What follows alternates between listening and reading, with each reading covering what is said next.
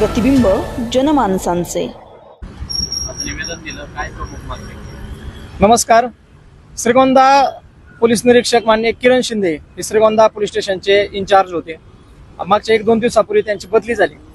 दिनांक 15 मे 2026 रोजी श्रीगोंदा तालुक्यामध्ये अवैध गुटखा विक्री करणाऱ्यांवरती पोलीस अधीक्षक यांच्या आदेशाने बेलवंडी पोलिसांनी येऊन कारवाई केली. खरं तर अवैध गुटखा हा श्रीगोंदा पोलीस स्टेशनच्या अंतर्गत विकला जात होता. ते कार्यक्षेत्र माननीय किरण शिंदे साहेब यांच्या अखत्यारीत येत होतं, परंतु गुटख्यावर ते कारवाई करत नाहीत अशी माहिती पोलीस अधीक्षकांना मिळाल्यामुळं पोलीस अधीक्षकांनी बेलवंडीच्या पोलीस निरीक्षकांना आदेश देऊन त्या ठिकाणी रेड मारायला लावली. रेडमध्ये काही गुटख्याचा माल सापडला. तो जवळपास 4,60,000 रुपयांचा गुटखा होता आणि तारीख होती 15 मे 2026.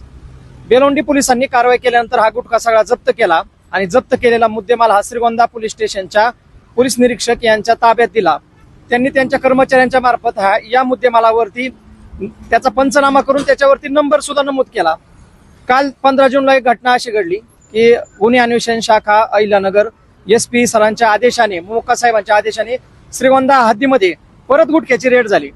आणि या रेडमध्ये मागचे जे आरोपी होते त्याच्यामध्ये दळवी नावाचे एक आरोपी होते, त्यांच्यासोबत इतर 2 आरोपी होते. या दळींवरती LCBने काल छापा टाकल्यानंतर परत गुटखा सापडला, परंतु हा सापडलेला गुटखा जो होता तो 463/2026 या गुन्ह्यामधला होता. आता हा नंबर कुठून समजला तर गुटख्याची जी काही रेड झाली त्यावेळेस गुटख्याच्या ज्या गोण्या सापडल्या त्या गोण्यांवरती या गुन्ह्याचा नंबर लिहिलेला आहे.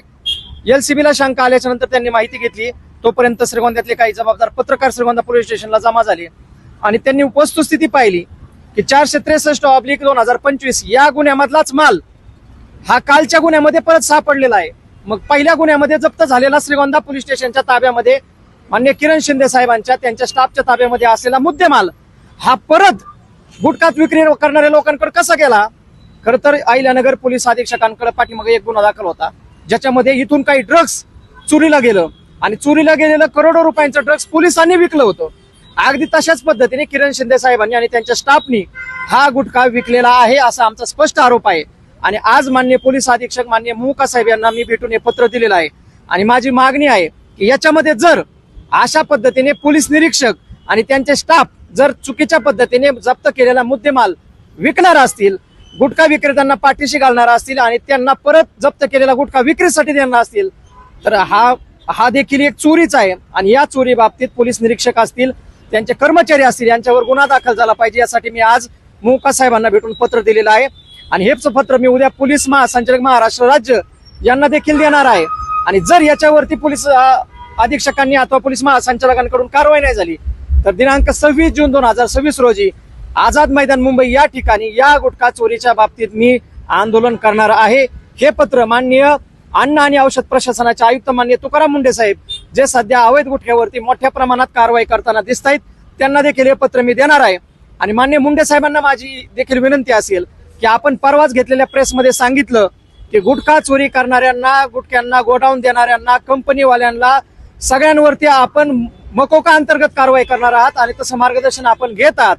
माझी विनंती आहे की याच्यामध्ये जे काही गुटखा विक्री करणारे लोक आहेत, गुटखा विक्री करणाऱ्या लोकांवरती, त्यांना मदत करणाऱ्यांवरती आणि एवढंच नाही तर परत गुटखा ज्या पोलिसांनी त्यांना विकला ते पोलीस निरीक्षक असतील किंवा त्यांचे कर्मचारी असतील या सगळ्यांवर मुंडे साहेबांनी मकोका दाखल करावा आणि राज्यामधली पहिली गुटखा विक्रीची केस म्हणून त्यांनी पोलिसांना देखील याच्यामध्ये सह आरोपी करावं आणि पोलिसांना देखील मोका लावा अशी देखील अन्न आणि औषध प्रशासनाचे आयुक्त मान्य मुंडे साहेबांकडे माझी मागणी असेल. आणि हे पत्र मी मुंडे साहेबांना देखील उद्या मुंबईमध्ये देणार आहे.